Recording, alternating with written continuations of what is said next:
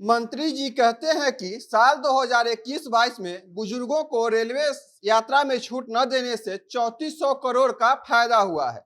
लेकिन मंत्री जी इस बात पर क्यों नहीं कुछ बोलते कि सांसदों को रेलवे की सुविधाएं अब तक क्यों दी जा रही है? क्या सांसदों को सुविधाएं देने से रेलवे को कोई घाटा नहीं होता?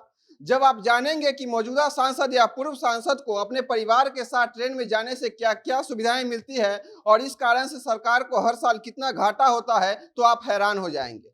इस सरकार के पास देश के वरिष्ठ नागरिक को कंसेशन देने के लिए पैसा नहीं है, लेकिन ऐसे नेताओं को फ्री में रेल सवारी कराने के लिए पैसा भरपूर है, जिन्हें पहले से ही कई सुविधाएं दी जा रही है। यह बात तो पहले ही सच है कि मिडिल क्लास का पूछने वाला अभी तक कोई सरकार नहीं बना है, और दूसरा सत्य यह भी है कि मौजूदा सरकार ने भी इसे बदलने के लिए अब तक कुछ नहीं किया है, बल्कि कुछ और ही ज्यादा ही भार मिडिल क्लास के कंधों पर डाल दिया है। यह सब कदम सरकार देश को विश्व गुरु बनाने के नाम पर उठा रही है। बाकी पूरा डेटा हम आपको आगे बताएंगे। मेरा नाम परितोष शाही है और आप जनता जंक्शन देख रहे हैं।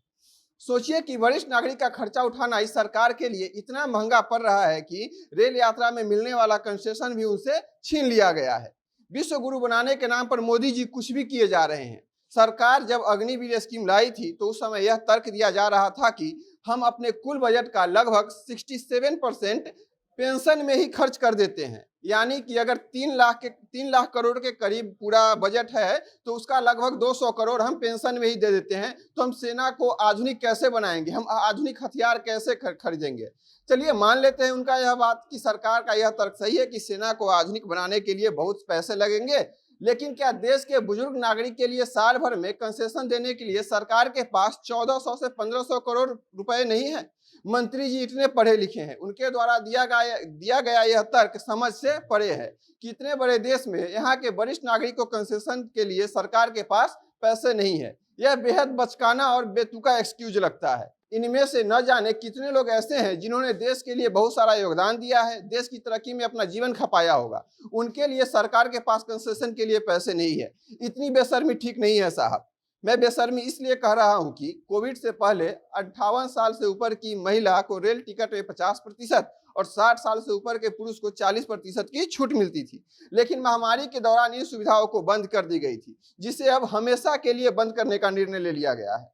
रेल मंत्री अश्विनी वैष्णव इसके लिए लंबा चौड़ा हिसाब उन्होंने बताया कि इस तरह के छूट से रेलवे को कितना नुकसान होता था और अब हमें कितना फायदा हो रहा है।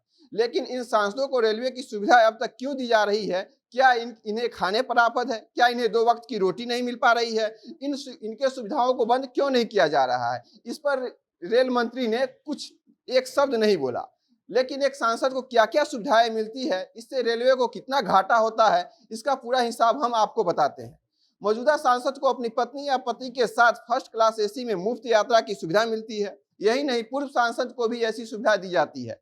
कोविड महामारी में जहां सीनियर सिटीजन को कंसेशन बंद कर दिया गया था, उस काल में भी इन तथाकथित जनसेवक का रियायत बंद नहीं किया गया था। पिछले 5 सालों में सांसदों और पूर्व सांसदों की रेल यात्रा पर कुल 62 करोड़ रुपए खर्च किए गए हैं। 62 करोड़ रुपए खर्च किए गए हैं। इस पर मंत्री जी के मुंह से एक शब्द तक नहीं निकला।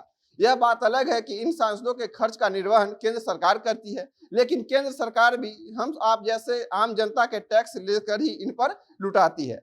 सरकार के जितने नियम कानून है सब आम आदमी के लिए है। उन्हें जितना घाटा हो रहा है सब हम लोग के कारण हो रहा है। सारी पाबंदियां भी हम ही पर लगाई जा रही है। लेकिन जब बात इन नेताओं पर आ जाती है तो ये सारे धृतराष्ट्र बन जाते हैं। एक बार सांसद बन जाने पर ये लोग अपने 7 पुश्तों के लिए दाना पानी का इंतजाम कर लेते हैं, लेकिन वरिष्ठ नागरिक को मिलने वाली सुविधा इनको हजम नहीं होती है। इस तरह का दोहरा रवैया ज्यादा दिन तक नहीं टिक पाएगा। अगर आप यह वीडियो फेसबुक पर देख रहे हैं तो पेज को लाइक कीजिए और वीडियो को शेयर कीजिए। अगर यूट्यूब पर देख रहे हैं तो हमारे चैनल को सब्सक्राइब कीजिए। हमारे सहयोगी थे विशाल। बहुत बहुत धन्यवाद।